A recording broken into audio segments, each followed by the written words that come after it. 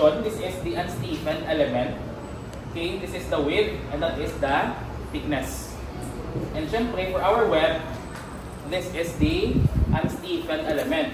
So for our stem, so another term tas ng web sang aton na T-section is called the stem. Stem na siya, stem.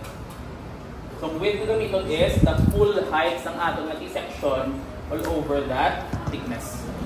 General rule na siya, anong interpretation sa width. Nga sa table class, in pang describe yan na ang mga ratio directly. Okay, next, stiffened elements. So we have here the following. So we have white flange, C-channel, box girder, or plate girders na ito na natin ng mga built-up sections. Okay, so for our white flange, we all know that ang aton na stiffened element is referred as the elements ng aton na cross-section na supported at both ends. So this is our web. Pero ginagamit lang ang web for our ratio for local stability, okay, we will use not the overall height ng aton na web, but rather that is the clear height. Kaya ano siya class, amo siyang fillet nga gina-mention ko last time. Okay, so dapat sa clear height siya i-measure from here going to here.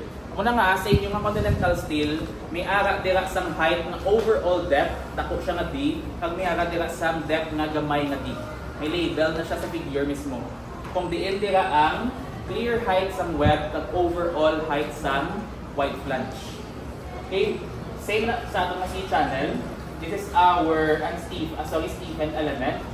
So we will use also the clear height sang web naton as our width nga gamiton and the thickness ng aton nga web. So how about for our plate girders? For our plate girders, we will consider the clear nga distances between the edges sang aton nga plate girder. So this is the width, that is the height. For the other one, this is the width, that is the height naton, the clear distance nila. Okay? Oh, how about kung may mga splice na plate sa babaw? Familiar, di ba? Esmat nagwa. Ni kapilado niya nagwa yung mga amon ni. Wala pa sa kapagwa na esmat, di ba mo ni nang kaling nagwa ni. Agi wala kami nagwa. Kaling nagwa. Ni duwa ka bilog di ba ka plate? Duwa ka plate. Ang plate before. Ang mga usual tab lang ang mga ano. Di ba nakagit ang ni no?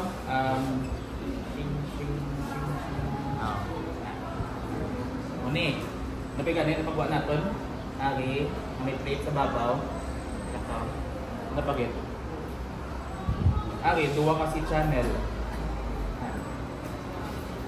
Okay, so mga built-up section sa class, tama na siya mga variety. So let's say, may ara kasang plate, say mga white flange. So syempre, that is a stiffened element na may supported ang iyang both ends along the directions ng load natin.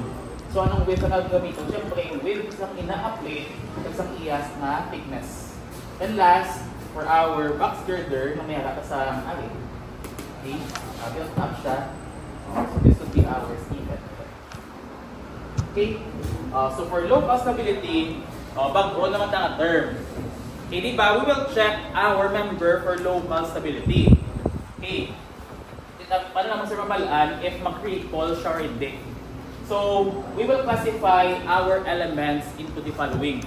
Maliwatan ta, di ba? May 3 limit states: flexural buckling, torsional buckling, and flexural torsional buckling. So these are the global stability nga in relation sa loads natin. But may possibility na mag-buckle siya locally before makukuha ang tatlo natin ka limit state, and that is the local buckling.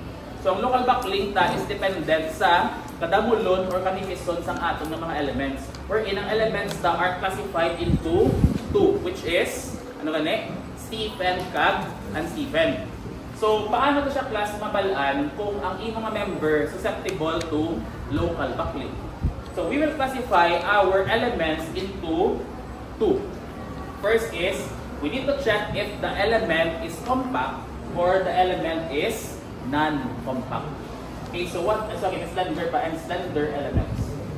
Okay, when that is saying ang aton na element is non-compact, if ang lambda ta, meaning ang ratio sang aton nga width kag sa thickness ang inang element may be stiffened siya or unstiffened.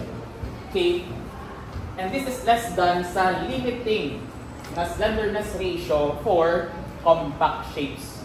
Diwata, ang lambda mo, this is the actual na ratio sa width at thickness sa both na Stephen and unStephen elements. Pero ini siya, this is the limit. Meaning, as long ang value sa imo nga ratio sa ina nga element is less than sa ini nga value, that element is compact. Okay? Whenever maglapaw siya sa lambda sub p or the limiting width thickness ratio for compact elements, this will become non-compact. So, ang minimum value na is lambda sub p, dapat din siya maglapaw sa lambda sub r. Okay? Kaya ang last na to, we will have these slender elements, which is imo nga value sa width thickness ratio is greater than the limiting ratio for slender nga element. Okay? So this is the classification of elements in terms of local stability.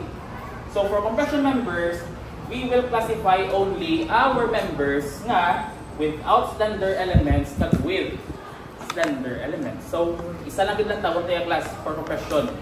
Kung ang element is may ara sa slender elements or wala. Aking question. For a white flange, ilang element ang aming liit? We have our web, then we have our flange. Okay? So if ever ang imo nga flange is slender, tapos ang imo nga web is non-slender, ano sa din siya makasify for compression member? So with or without slender elements? With. Basta may isa ka lang sa class na element na slender siya, automatic with slender element siya. Pero kung both sila or all elements are non-slender, masunod siya sa classification sa compression members na without slender elements.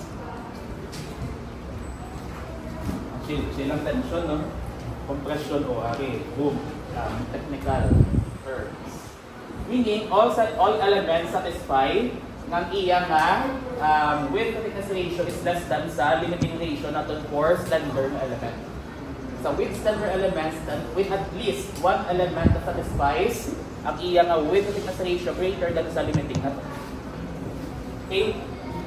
Doon na. Ang table 502.4. So these are the limiting width to thickness ratio for compression elements. So no, dito tayo mo kayo. So kanina, ipakita ko nga figure kaya ka na sa NSCP. Okay, muna kita. So, may duwa na class. Open ang inyong table kaya nakakabalutan niyo mag-interpret. Okay? So, take note, ang 502.4.1, so these are the limiting width to thickness ratios for compression elements. Meaning, take note hindi siya purely compression members. Meaning, elements na resist compression. So aside from compression members, ano pa nga mga members ang may ara sa compression stresses? Siyempre, hindi tension members, obviously. Ano pa mga members na resist compression ng mga stresses? Diba apat naman? Ano na axial, meaning tension, compression, shear, ano na yun? Torsion, kag, flexural. O aside from purely compression members, ano pang resist sa mga compression stresses? Lipat na ka sa stress. Flexure. Okay, basta flexure natin, two types of stresses ang iya gina-resist, both tension kag compression. Ang nakinambal niya, not compression members but rather elements that resist compression. Tingnan. For example, we will have here our first table. Take note, in hambal yan, this is for unStephen elements. So, dapat kabalo na kamo for each shape kung anong ilang ang mga unStephen elements. So, for white flange, anong ilang ang unStephen element? Ang flange niya. So, for our case 1, case 2, and case 3, these are all applicable for white flange. For basaho niya, ninyo, anong description sa elements? In case 1, this is for flexure, which is a midterm naman na siya i-discuss. Ang case 2 is flexure man in flanges. So, nung gamiton natin for our compression na members, we will use